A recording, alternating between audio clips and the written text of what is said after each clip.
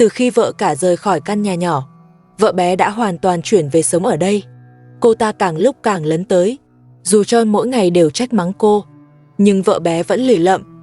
Cô ta không chịu nhún nhường, ngày nào cũng làm việc nhà, ngày nào cũng nấu cơm cho John. Dù sắc mặt anh có khó chịu đến đâu, cô vẫn không rời đi. Dù bị nhắc nhở thế nào, cô cũng không có ý quay lại lều.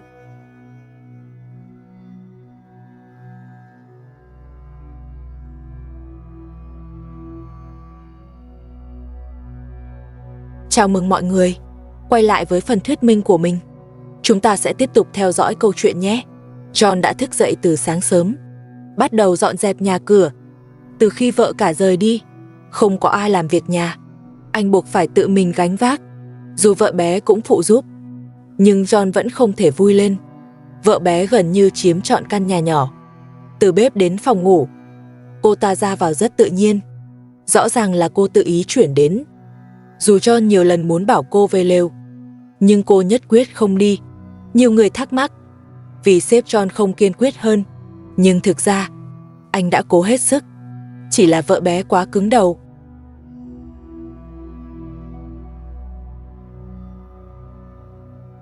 Khi thấy John chuẩn bị đến chỗ cha để khuyên vợ cả quay về, vợ bé lại cãi nhau với anh. John bị làm phiền đến mức phải quát cô ta vào trong nhà. Đừng làm phiền anh nữa. Nhưng cô lại lớn tiếng ngăn cản. Đừng đi tìm vợ cả, cô ấy sẽ không quay lại đâu. Dù anh có đi cũng vô ích. Vợ bé cứ lải nhải như vậy, khiến John càng thêm bực bội. Hai người lại lời qua tiếng lại.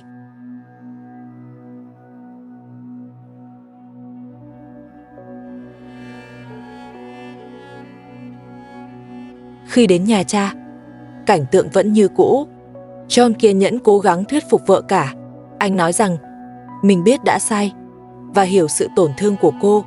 Anh mong cô cho mình thêm một cơ hội, quay về căn nhà nhỏ, trở lại cuộc sống trước kia. Nhưng vợ cả vẫn không đồng ý.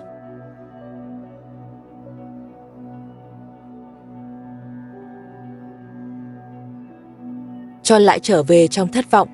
Anh không thể thuyết phục được vợ cả. Khi anh buồn bã trở lại, vợ bé lại nói lời mỉa mai. Vợ cả không còn yêu anh nữa, đừng hy vọng gì nữa. Cô luôn tìm cơ hội châm chọc, khiến John nổi giận. Anh nghiêm khắc nhắc nhở cô.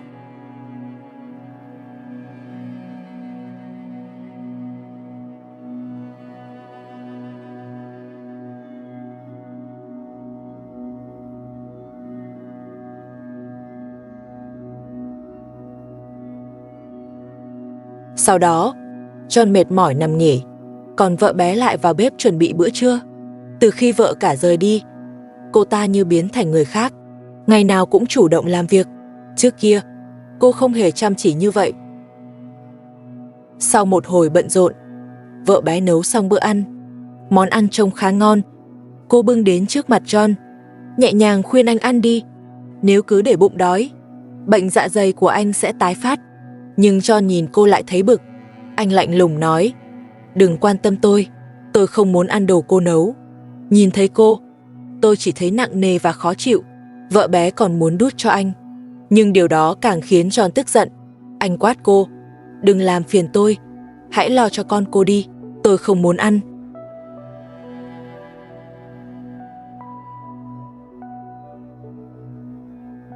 Sau khi bị John đối xử như người dưng, vợ bé ngồi trong phòng thẫn thờ suy nghĩ, liệu mình làm gì sai mà lại bị đối xử như vậy?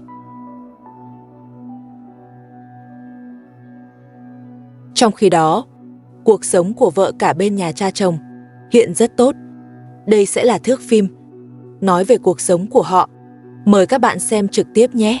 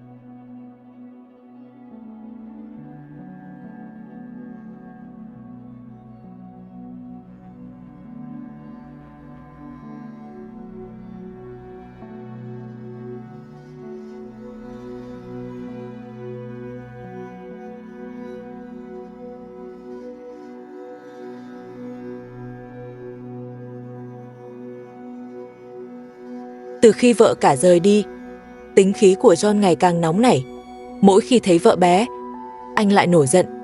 Dù anh có nhắc nhở thế nào, cô vẫn không chịu rời khỏi căn nhà nhỏ.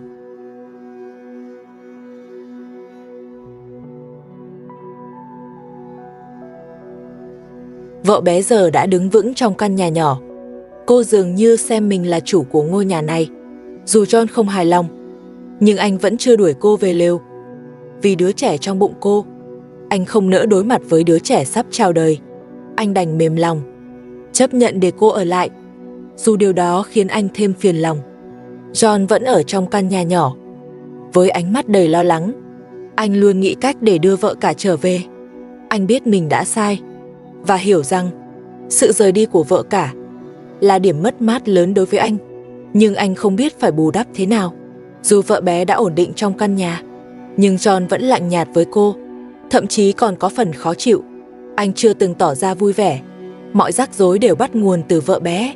Nếu không có cô ta, thì vợ cả đã không rời đi. Sự oán giận trong anh ngày càng lớn. Vợ bé hiện đang mang thai và được sống trong căn nhà nhỏ. Điều này khiến John vô cùng bất lực. Anh không thể mạnh tay với cô, nhưng cũng không thể chấp nhận mọi chuyện. Sự giằng xé trong lòng anh ngày càng rõ rệt. Căn nhà nhỏ giờ đây không còn yên bình, mà luôn bao trùm bởi không khí nặng nề. John rơi vào trạng thái mệt mỏi kéo dài, vừa lo cho vợ cả, vừa không biết nên đối xử với vợ bé ra sao. Mọi chuyện khiến anh ngày càng áp lực, nhưng anh vẫn chưa tìm được lối thoát. Cuộc sống cứ thế trôi qua trong căng thẳng, không ai chịu nhượng bộ, và mâu thuẫn vẫn tiếp tục kéo dài.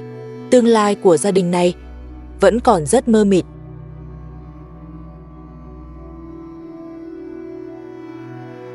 Còn phía vợ cả, vì mưa nhiều ngày liên tiếp, cô cũng ở yên trong nhà chăm sóc các con.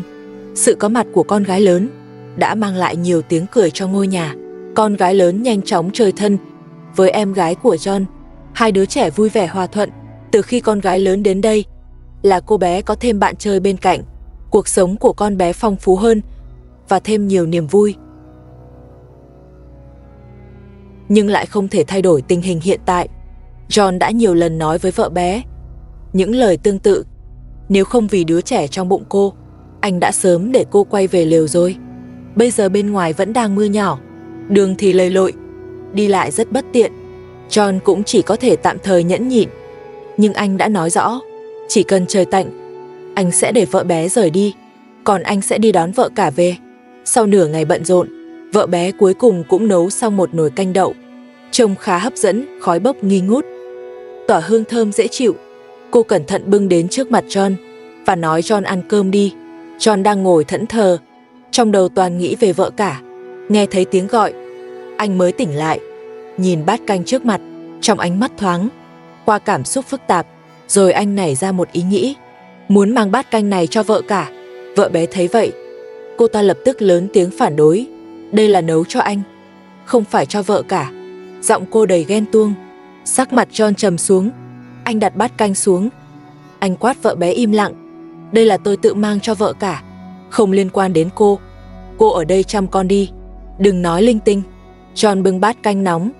Anh vội vàng sang nhà cha. Vợ cả nhìn thấy bát canh hơi ngạc nhiên. Cô hỏi anh mang gì vậy? Trước đây tôi chưa từng thấy anh nấu. Giọng cô có chút trêu nhẹ. John hơi ngượng. Đây là canh tôi nấu, tôi mang sang cho con gái lớn. Nhưng tiếc là con gái lớn đã ngủ. Anh không muốn đánh thức con, nên muốn để lại cho vợ cả. Nhưng cô từ chối, bảo anh mang về đi. John bất đắc dĩ đành mang bát canh ra ngoài. Nhưng vợ cả cầm bát canh đuổi theo, yêu cầu anh mang đi, nếu không cô sẽ đổ đi. John không muốn cãi thêm, nên anh đành mang bát canh về. John buồn bã rời đi. Vợ bé lại lải nhải. Tại sao lại mang đồ ăn của mình sang cho cô ta chứ? Đây là tôi nấu cho anh mà. John trách ngược lại cô rằng chính vì cô mà vợ cả mới rời bỏ tôi đi. Tôi đã không trách cô thì thôi, đừng có lớn giọng mà quát tôi, không thì đừng có trách tôi độc ác. John tức giận lời qua tiếng lại với vợ bé. Sáng sớm hôm nay, trời cuối cùng cũng tạnh, nhưng mẹ của John lại không vui. Ngược lại, bà vừa sáng đã trách móc vợ cả. Bà vốn đã không hài lòng với người con dâu này. Sau khi cô chuyển đến đây, Sự bất mãn của bà ngày càng hiện rõ. Bà luôn tìm cơ hội nói nặng lời, mong vợ cả sớm rời đi. Không lâu sau, John nghe thấy tiếng bên ngoài. Biết mẹ lại gây khó dễ, anh vội vàng chạy tới, thấy mẹ vẫn đang nói không ngừng. Gương mặt anh đầy khó chịu. Anh lớn tiếng yêu cầu mẹ dừng lại, đừng làm khó vợ cả nữa. Bầu không khí trở nên căng thẳng. Vợ cả đứng lặng im. Cô không muốn tiếp tục tranh cãi. John cố gắng hòa giải, hy vọng mọi người bình tĩnh hơn. Nhưng sự mâu thuẫn vẫn còn đó. Gia đình ngày càng phức tạp. John đứng giữa hai bên. Anh cảm thấy vô cùng áp lực. Anh không biết nên làm thế nào, chỉ mong mọi chuyện sớm ổn định.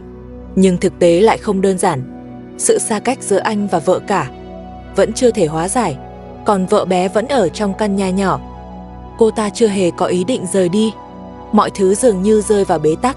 John chỉ có thể chờ đợi một cơ hội để thay đổi tình hình. Câu chuyện vẫn chưa có hồi kết.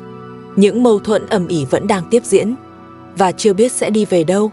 John vẫn chưa từ bỏ hy vọng có thể đưa vợ cả trở về.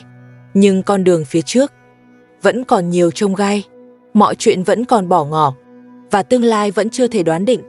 Xem tới đây là hết rồi. Hẹn các bạn vào các phần sau. Xin cảm ơn.